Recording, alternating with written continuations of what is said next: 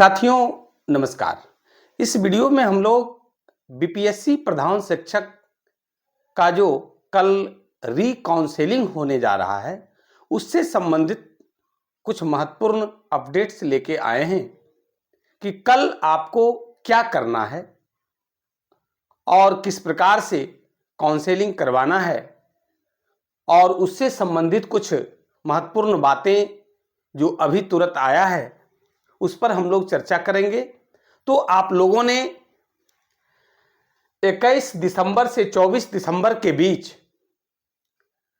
अपना डॉक्यूमेंट्स जो छूट गया था उसका री अपलोड किए थे और बहुत सारे साथियों का फोन कॉल्स आ रहा है कि सर उसका वाटर मार्क वाला सर्टिफिकेट डाउनलोड हो रहा है कि नहीं फिर से। तो इसकी भी जानकारी ले लीजिए कि उसका जो है जब आपने अपलोड किया, अपलोड करने के 10 मिनट बाद ही वो वाटर मार्क वाला सर्टिफिकेट डाउनलोड हो रहा है और आप उसको कर लें। अलग से कोई नोटिफिकेशन या उस तरह का कुछ आने वाला नहीं है।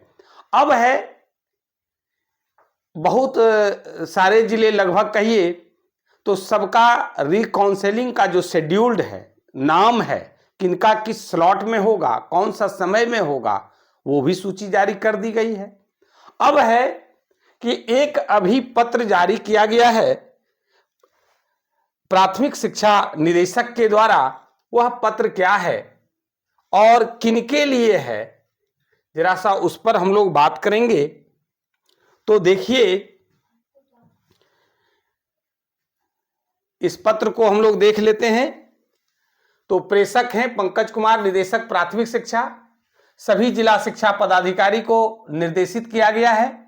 बिहार लोक सेवा आयोग द्वारा अनुशंसित प्रधान शिक्षक की काउंसलिंग के संबंध में यह विषय है। महाशय, उपर्युक्त विषय कहना है कि प्रधान शिक्षक के शेष 6,896 अभ्यर्थियों की काउंसलिंग कतिपय अभिलेख सही नहीं पाए जाने, आयोग के पोर्टल पर वांछित कागजात अपलोड नहीं रहने अथवा ससमय काउंसलिंग में उपस्थित नहीं होने के कारण निर्धारित तिथि को नहीं हो पाई थी। बिहार लोक सेवा आयोग द्वारा अभ्यर्थियों के द्वारा सही अभिलेख अपलोड करने के लिए पोर्टल को दिनांक 21/12/2024 से 24/12/2024 तक खोला गया। पूर्व के काउंसलिंग के क्रम में कतिपय अभ्यर्थियों द्वारा निम्न समस्याओं से अवगत कराया गया, जिसका समाधान क्या है वो देख लेंगे। अगर पहला जो समस्या है, अगर किन्हीं का मूल प्रवेश पत्र खो गया बीपीएससी का, प्रधान शिक्षक का, तो आप क्या करेंगे?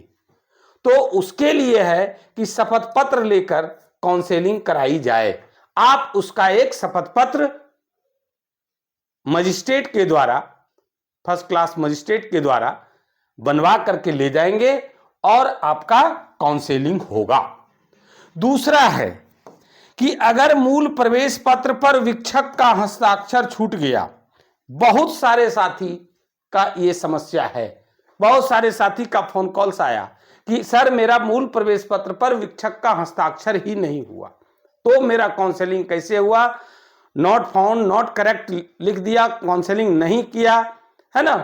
तो उस तरह से उसमें भी आप शपथ पत्र बनवा करके और काउंसलिंग में जाएं, आपका काउंसलिंग होगा।